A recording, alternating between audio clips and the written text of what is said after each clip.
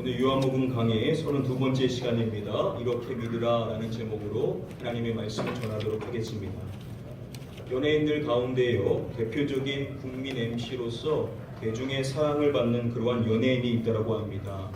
그 사람은 유재석이라는 그러한 연예인인데요, 국민 MC로 불린다는 것은 그만큼 사람들 앞에서 말을 잘하는 사람으로 인정을 받는다는 것이겠죠. 그런데 그러한 그가 처음에는요, 아주 심각한 소위 무대 울렁증이 있어서 방송을 관두려고 했을 정도로 그렇게 말을 잘 못하는, 말을 잘 버벅대고 실수가 참 많은 그러한 사람이었다라고 이야기합니다. 지금은 국민 MC로서 말을 너무나 잘하는, 모두가 본받을 만한 그러한 사람인데 처음부터 그랬던 것은 아니라는 것이죠. 여러분, 그래서 사람들은 말하기를요, 처음부터 말 잘하는 사람은 없다라고 이야기를 합니다. 사실 무엇이든지 다 마찬가지죠. 어떠한 일이든지 처음부터 다 잘하는 사람은 없을 것입니다. 이것은 우리의 믿음의 영역에서도 마찬가지일 것이라고 생각을 합니다. 여러분, 처음부터 믿음이 너무나도 좋은 그러한 사람이 어디 있겠습니까? 처음에는 다 하나님께서 인정하실 만한 그러한 믿음이 아니었었죠. 보잘것없는 믿음이지만 그 믿음이 점차 성장해 나감으로써 주님께서 기대하실 만한, 주님이 칭찬하실 만한 그러한 믿음으로 자라나게 될 수 있을 것입니다. 저와 여러분들이 오늘 요한복음의 말씀, 지난주에 사실 살펴본 말씀이지만 오늘 다시 한번 이 본문 말씀을 살펴볼 때 오늘 말씀을 통하여서 우리가 믿음 생활을 함에 있어서 본받아야 될 그러한 믿음의 내용이 무엇인지를 세 가지로 좀 함께 살펴볼 수가 있습니다. 이 시간 축복하옵기는 오늘 주시는 이 말씀을 통하여서 저와 여러분들 모두 다른 사람들에게 믿음의 모범이 될 수 있는 그런 참된 믿음의 소유자 다 되게 되시기를 주님의 이름으로 간절히 축복드립니다. 아멘. 우리 함께 다음에 본문 말씀을 함께 한 목소리로 읽어보도록 하겠습니다. 예수께서 다시 갈릴리 가나에 이르시니 전에 물로 포도주를 만드신 곳이라 왕의 신하가 있어 그의 아들이 가버나움에서 병들었더니. 오늘 본문 말씀에서 새로운 인물이 등장을 하죠. 바로 왕의 신하라는 사람입니다. 성경은 그에 대해서 설명해 주기를 그의 아들이 가버나움에서 병들었더니 라고 설명해 주죠. 이 병은 결코 단순한 병이 아니었었습니다. 이어지는 말씀에서 보시면 그가 거의 죽게 되었음이라 라고 설명을 해주죠. 그의 병이 아주 심각하여서 죽음 직전에 놓여있는 그러한 다급한 상황인 것입니다. 그의 아버지는 어떻게든 그 아들을 고쳐보기 위하여서 온갖 방법을 다 동원했었을 것이지만 결국은 아무런 소용이 없었던 것이고 이제는 죽음 문턱에 놓여있는 그러한 너무나도 위급한 상황이었던 것입니다. 그러한 그에게 중요한 소식이 들리게 되는데요. 그것은 바로 예수님께서 유대로부터 갈릴리로 오셨다라는 그러한 소문을 그가 듣게 된 것이죠. 성경은 말하기를 그가 가서 청와대라고 이야기합니다. 그가 예수님께서 계신 그 가나로 직접 갔었던 것이죠. 그리고 그는 요청하기를 내려오셔서 내 아들의 병을 고쳐주소서라고 이야기합니다. 49절의 말씀에서도 동일한 간구가 나오죠. 내 아이가 죽기 전에 내려오소서라고 간구합니다. 자신의 아들이 있는 가버나움으로 직접 가달라라고 그렇게 요청을 했었던 것입니다.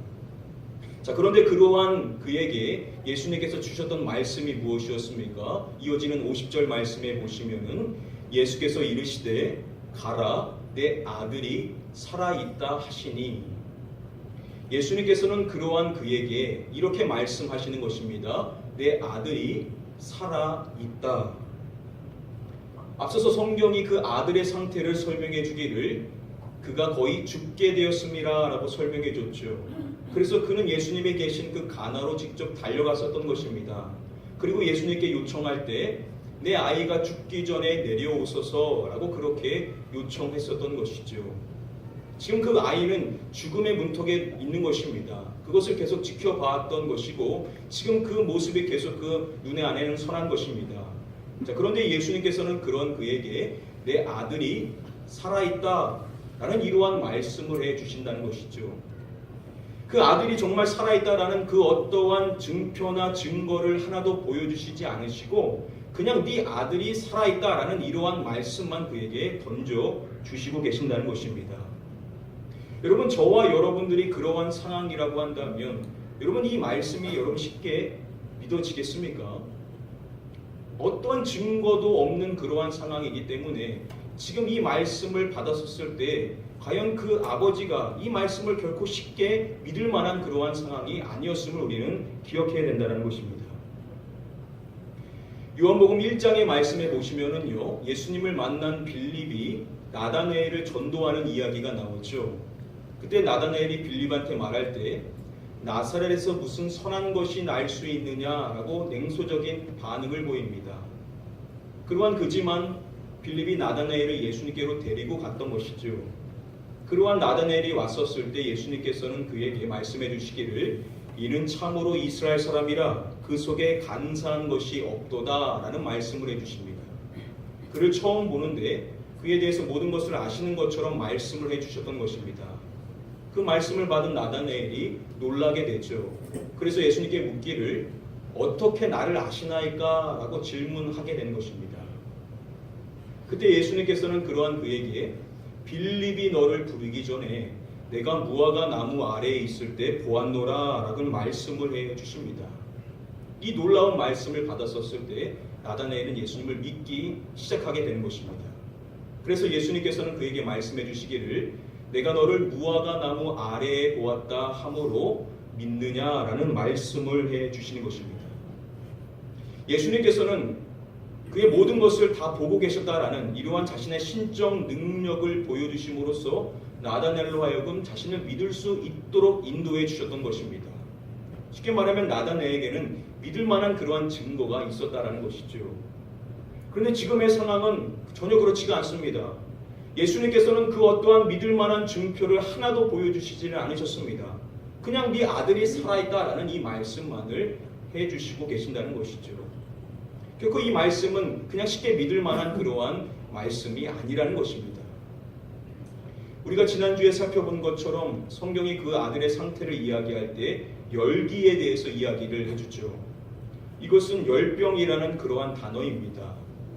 여러분, 만약에 예수님께서 그 아버지에게 네 아들에게 고열이 있구나, 내가 지금 당장 네 아들의 열을 떨어뜨려 주겠다라고 이렇게 말씀해 주심으로써 자신이 가지 않았음에도 자신의 그 아들의 상태를 다 알고 있는 것을 보여주셨다라고 한다면 그 아버지가 그 예수님을 훨씬 더 믿기가 용이했을 것입니다.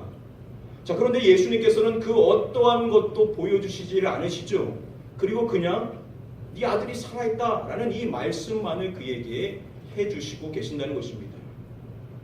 결코 믿기 어려운 그러한 상황인데 성경은 설명해 주기를 그 사람이 예수께서 하신 말씀을 무엇했다라고 이야기했었습니까? 말씀을 믿고라고 이야기해 주죠.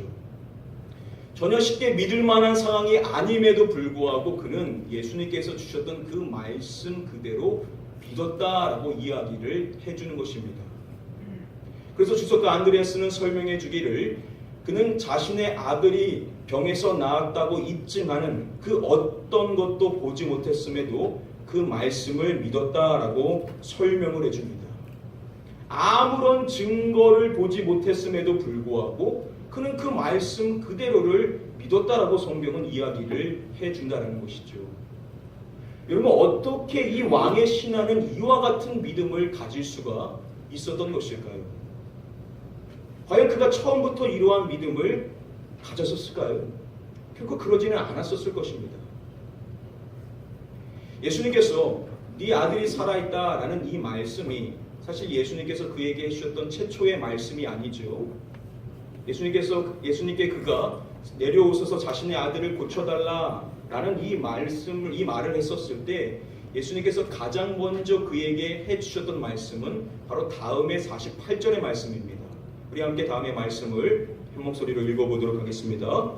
예수께서 이르시되 너희는 표적과 기사를 보지 못하면 도무지 믿지 아니하리라.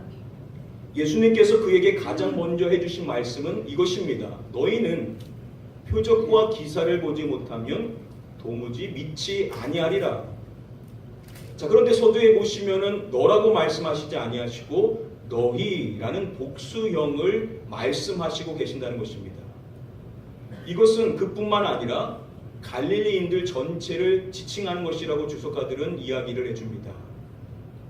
예수님께서 유대에서 갈릴리로 가셨었을 때 그곳에 있었던 갈릴리 사람들이 예수님을 영접해 주죠. 그런데 예수님께서는 그러한 그들의 영접이 진실한 영접이 아니라는 것을 알고 계셨습니다.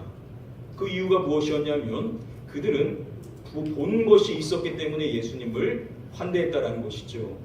예수님이 유월절에 행하셨던 그 표적들을 그들이 직접 봤었기 때문에 그 표적을 기대하는 마음으로 이기적인 마음에 예수님을 영접하는 것이라고 했었습니다.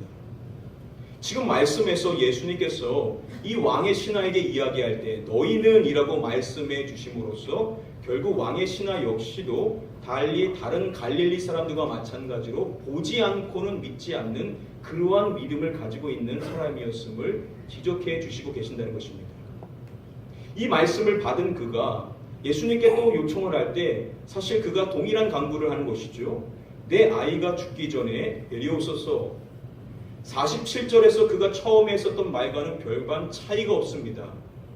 그런데 이 두 번째 간구와 첫 번째 간구를 비교해 보시면은 차이점이 하나 있습니다. 서두에 보시면은 그가 예수님을 호칭하는 것이 나오죠. 그가 예수님을 무엇이라고 부릅니까? 주여라고 부르는 것을 볼 수가 있습니다. 이 퀴리오스라는 주인이라는 이 단어는 다른 사람을 높일 때 쓰이는 그런 일반적인 호칭이지만요. 지금 생각해 보면 지금 이 말을 쓰고 있는 이 사람은 왕의 신하죠. 헤롯 안티파스는 오직 주인으로 섬기는 그러한 신하입니다. 그러한 그가 예수님을 퀴리오스다라고 부른다는 것은 일반적으로 다른 사람이 부르는 것과는 다른 어감이라는 것이죠. 즉 그가 예수님의 최초의 말씀을 받고 예수님을 퀴리오스로 인식하게 되었음을 우리는 말씀을 통해서 추적해 볼 수가 있다는 겁니다. 자, 그러면 먼저 해주셨었던 48절의 말씀이 그에게 작용했다는 것인데요. 너희는 표적과 기사를 보지 못하면 도무지 믿지 아니하리라. 이 말씀에서 예수님이 핵심을 두고 있는 부분은 믿음이라는 부분일 것입니다. 예수님께서 지금 자신의 아들을 고쳐달라고 있는 그 왕의 신하에게 이 말씀을 해주신다는 것은 어떠한 의미겠습니까? 예수님은 그에게 기대하는 그러한 믿음이 있다라는 것을 먼저 말씀해 주시고 계신다는 것입니다.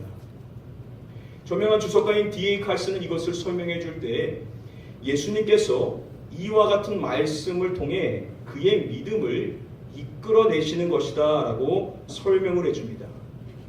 예수님이 이 말씀을 해주시는 것은 이 말씀을 통하여서 그에게 기대하는 그러한 믿음을 가질 수 있도록 그에게 도전해주는 말씀이라는 것이죠.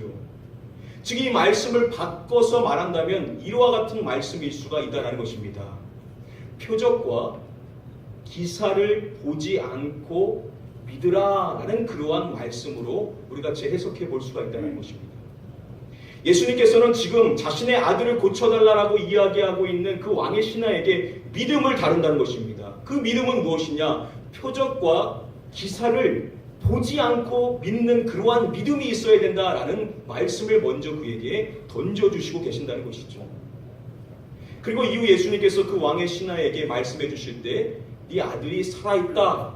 이 믿기 어려운 말씀, 아무런 증거가 없는 이러한 말씀임에도 불구하고 그가 그 말씀을 그대로 믿었다라고 이야기하는 것을 봤었을 때 결국 예수님께서 앞서서 해주신 그 말씀으로 인하여 그가 아무것도 보지 않았음에도 불구하고 말씀을 그대로 믿는 그러한 믿음을 가질 수가 있었음을 성경은 우리에게 이야기를 해주고 있다는 것입니다.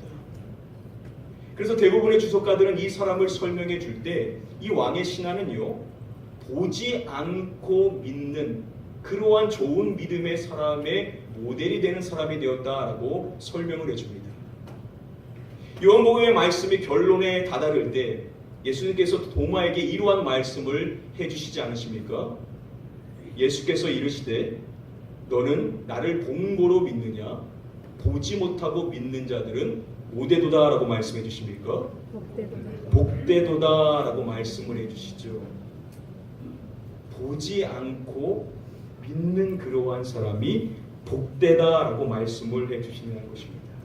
지금 그 왕의 신하를 예수님께서는 어떠한 믿음을 갖는 사람이 되게 해주신 것이냐면 바로 예수님이 칭찬하실 만한 복된 믿음, 즉 보지 않고 믿는 믿음이 될 수 있도록 그를 이끌어 주셨다라는 것을 성경을 통해서 확인해 볼 수가 있다는 것입니다.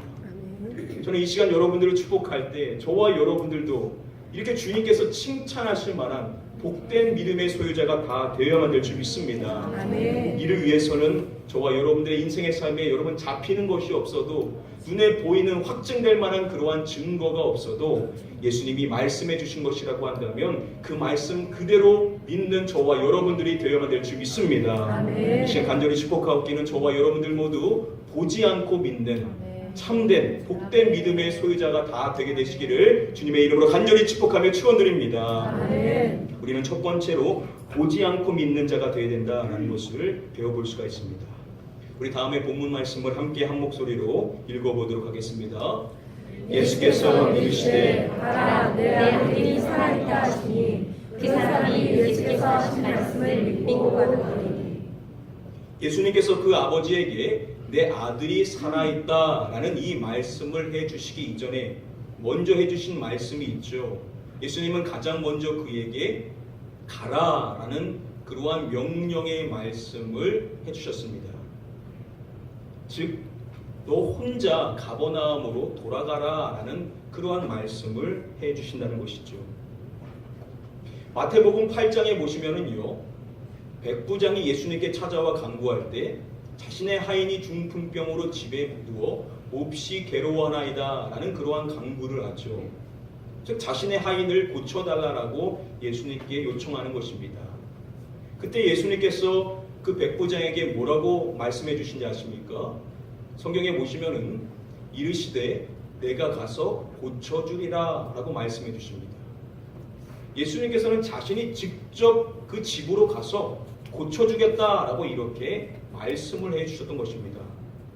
자, 그런데 오늘 본문의 말씀에서 이 왕의 신하는 예수님께 내려오셔서, 즉 자신의 아들이 있는 가버나움으로 직접 와주셔서 고쳐달라고 그렇게 요청하지 않았습니까? 그런데 예수님은 백부장에 주셨던 그러한 말씀과는 다르게 그에게 말씀해 주시기를 가라, 혼자 가라라는 겁니다. 네 혼자 그냥 집으로 돌아가라라는 이러한 명령의 말씀을 해주시고 계신다는 것입니다. 이 말씀을 받았었을 때 그가 어떻게 했는지 성경은 이렇게 말하죠. 그 사람이 예수께서 하신 말씀을 믿고 가더니 라고 성경은 이야기해 줍니다. 예수님이 그냥 가라 라고 해주셨더니 그 말씀 그대로 그가 갔다라는 겁니다. 즉 그의 믿음은 어떠한 믿음이었냐면 주님께서 주신 그 말씀 그대로 순종하는 그러한 믿음을 갖게 되었음을 성경은 두 번째로 우리에게 이야기를 해주고 있다는 것입니다. 여기서 우리가 한번 질문해 봐야 될 것은요, 왜 예수님께서는 백부장한테는 자신이 직접 집에 가서 고쳐주신다 하셨으면서 왜 이 왕의 신하에게는 그렇게 하지 않으시고 그냥 너 혼자 돌아가라 라고 말씀해 주신 그 이유가 과연 무엇일 것이라고 여러분 생각을 하십니까? 지금 예수님과 그가 있는 그 지역은 갈릴리 가나죠. 그런데 지금 그 아들이 죽어가고 있는 그 지역은 가버나움이라는 곳입니다. 가나에서 가버나움까지는 약 34km로서 걸어서 8시간에서 9시간이 소요되는 그러한 거리입니다. 그럼 여러분 한번 생각해 보십시오. 그가 예수님의 말씀을 받고 다시 홀로 가버나움으로 걸어가는 그동안 그는 과연 무엇을 생각하면서 집으로 돌아갔을 것이라고 생각을 하십니까? 이어지는 말씀을 보시면 그가 돌아가는 동안에 어떠한 일이 있었는지 성경은 이렇게 말해주죠. 내려가는 길에서 그 종들이 오다가 만나서 아이가 살아있다 하거늘 이라고 이야기해 줍니다. 그가 내려가는 길에 그를 마중 나왔었던 그 종들을 만나게 된 것입니다. 그리고 그 종들이 놀라운 소식을 전해주죠. 아이가 살아있다 라고 말을 해주는 것입니다.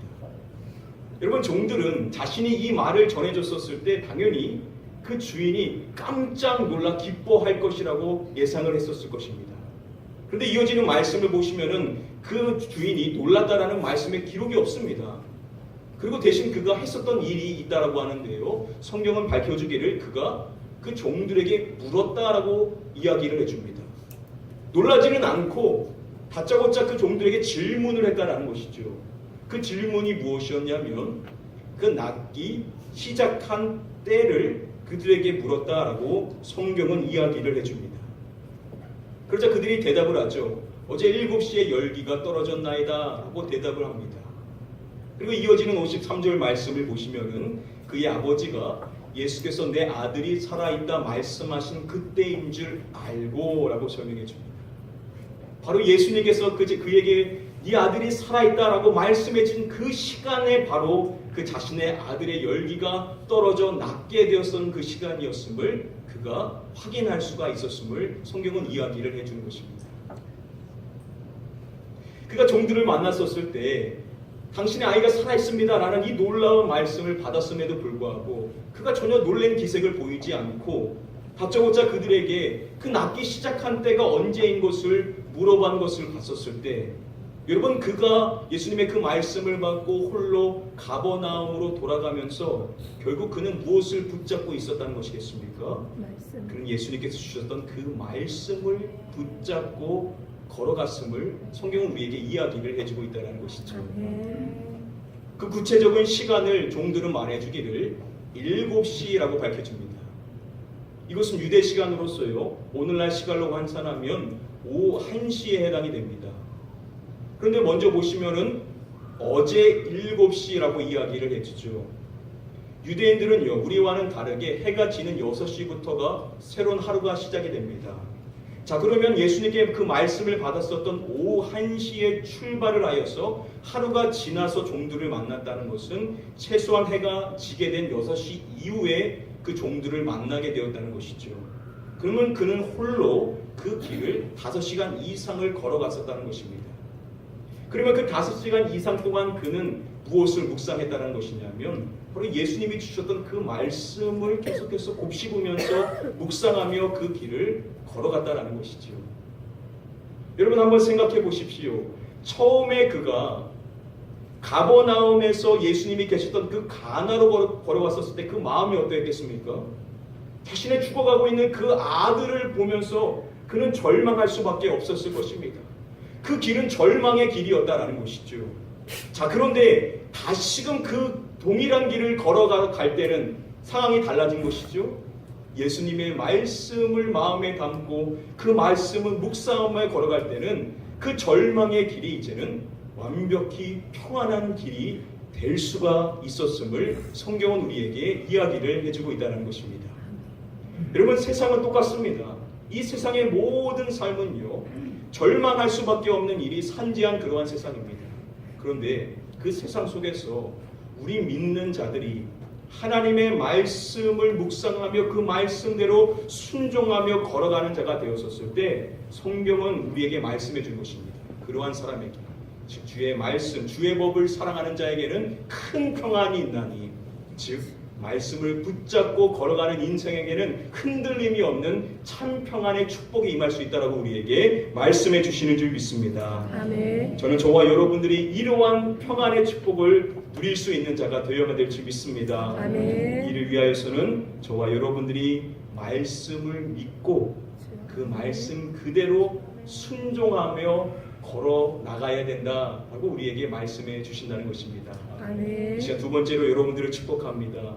주님이 말씀해 주셨을 때 여러분 아무리 믿기 어렵더라도 그 말씀 그대로 믿고 그 말씀대로 순종하며 걸어 나가심으로써 주님이 주시는 평안을 누리게 되시기를 주님의 이름으로 간절히 축복하며 축원드립니다. 아멘. 우리 마지막으로 다음에 본문 말씀을 함께 한 목소리로 읽어보도록 하겠습니다. 그의 아버지가 예수께서 내 아들이 살아있다 말씀하신 그때인 줄 알고 자기와 그 온 집안이 다 믿으니라. 마지막에 보시면은 이렇게 이야기해 주죠. 자기와 그 온 집안이 다 믿으니라라고 이야기해 줍니다. 그 자신만 믿은 것이 아니라 그 온 집안의 식구 모두가 믿게 되었음을 성경은 이야기를 해주는 것입니다. 예수님의 그 말씀을 통하여서 가버나움에 있는 그 아들이 회복될 수 있었다는 것을 아는 사람은 그 아버지뿐이었었죠. 자, 그런데 성경은 말하기를 그 아버지뿐만 아니라 그 온 집안의 식구들이 다 믿게 되었음을 이야기해 준다는 것입니다. 그럼 결국 이것은 무엇을 이야기하는 거겠습니까? 예수님을 먼저 믿게 되었었던 그가 그 믿음을 자신만 소유하고 끝난 것이 아니라 자신의 온 가족이 다 믿을 수 있도록 전도를 했음을 성경은 우리에게 이야기를 해주고 있는 것입니다. 그가 가지고 있는 그 믿음은 자신의 믿음으로 끝나는 것이 아니라 온 가족을 전도하는 믿음으로 확장되었음을 성경은 우리에게 마지막으로 이야기해주고 있는 것입니다. 우리가 잘 아는 사도행전 16장 31절 말씀에 보시면은 성경은 우리에게 이렇게 이야기해 주죠. 이르되 주 예수를 믿으라. 그리하면 너와 내 집이 구원을 받으리라 하고 라고 말씀해 주시죠. 주 예수를 믿으라.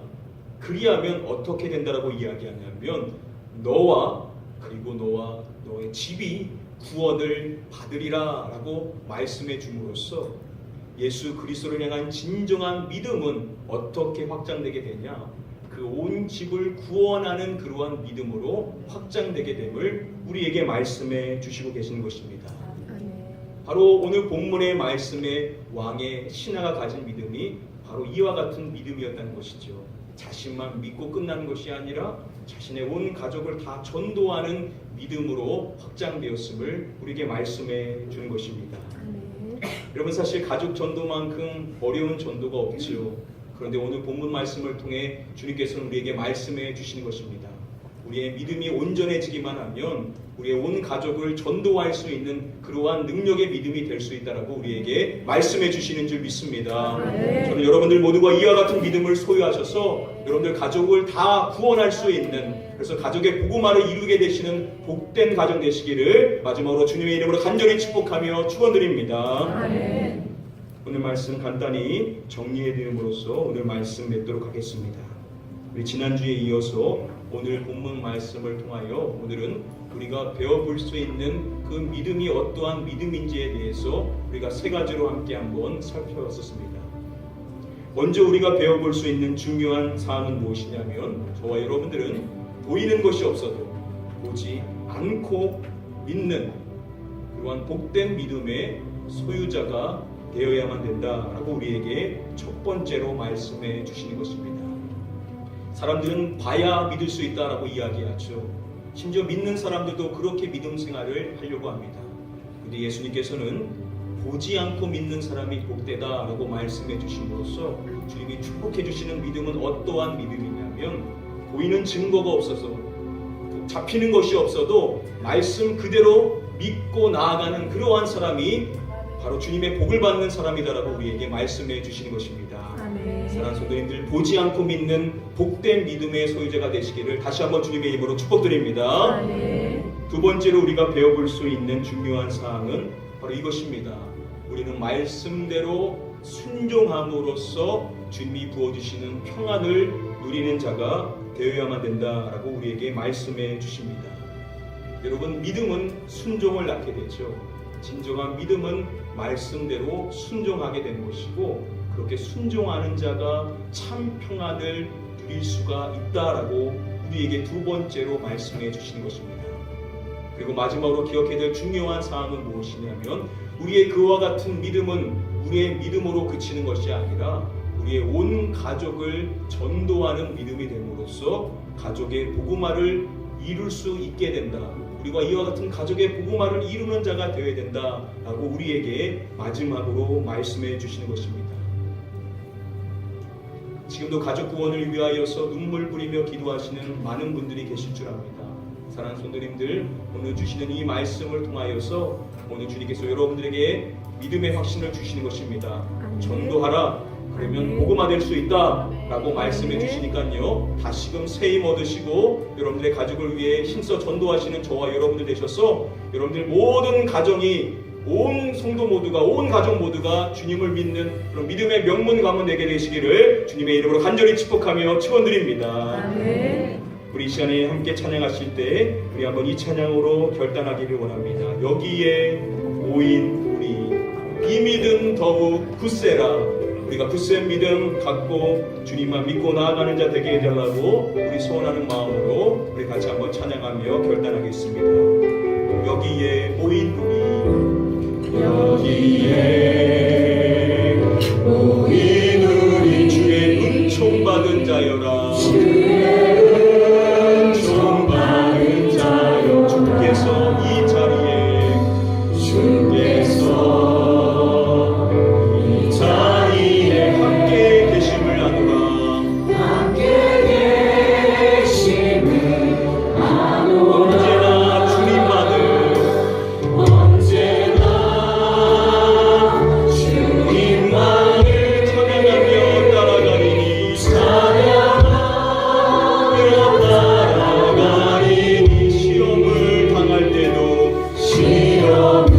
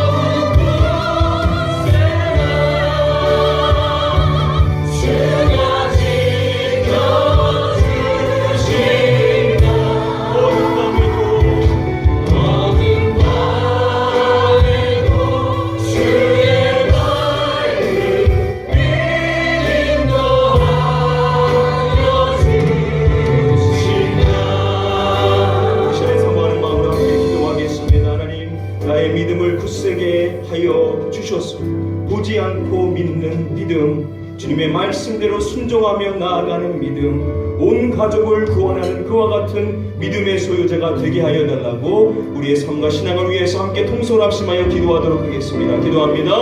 아버지 하나님, 이 시간에 주님께서 우리의 믿음을 굳세게 하여 주시기를 간절히 소망하며 기도합니다. 주님께서 우리의 믿음이 보지 않고 믿는 하나님의 간절히 소망하며 기도합니다.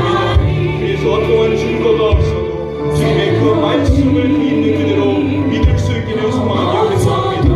하나님, 주님의 말씀이 임했더만 그 말씀대로 순종하며 나아가는 자됨으로 말미암아 주의 말씀을 사랑하는 순종하는 자의 임하는 찬송하는 누릴 수 있는 자들에게 하나님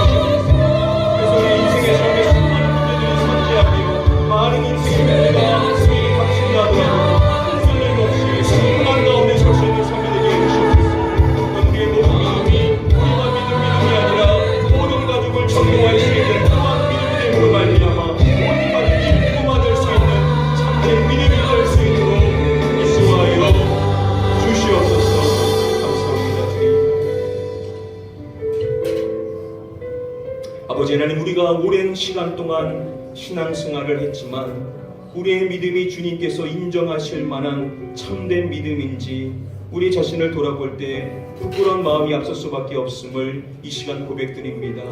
주여, 보이는 것이 있어야만 믿고 움직이려고 하는 우리의 연약함을 아시는 주님, 보지 않고 믿는 것이 복되다 말씀하셨사오나니 이후로는 보이는 것이 없어도 주님의 그 말씀을 그대로 믿고 전진해 나갈 수 있는 저희 모두가 될 수 있도록 믿음의 복을 더하여 주시옵소서. 또한 주님의 그 말씀대로 순종함으로 말미암아 그 말씀 따라 걸어나가는 인생에게 부어주시는 참된 평안을 또한 누리는 저희 모두가 되기를 간절히 소원하며 기도합니다. 그래서 인생에 많은 어려움이 닥친다 하더라도 이후로는 흔들림 없이 참 평안 가운데 주의 말씀을 따라 걸어나갈 수 있는 담대한 심령이 되게 하여 주시옵소서. 또한 우리 가족 모두를 구원할 수 있는 그와 같은 믿음이 다시금 될 수 있기를 원하며 기도합니다. 가족의 구원을 위하여 간절히 기도하고 있는 그 많은 심령들을 주께서 기억하시고 믿음의 격려를 더하여 주심으로 말미암아 다시금 믿음을 불붙게 하여 주심으로 온 가족의 구원을 위하여서 힘써 전도할 수 있는 담대한 믿음 되게 하여 주시옵소서. 믿고 감사드리오며 이 모든 말씀 우리를 구원하신 예수 그리스도의 이름으로 기도드립니다. 아멘.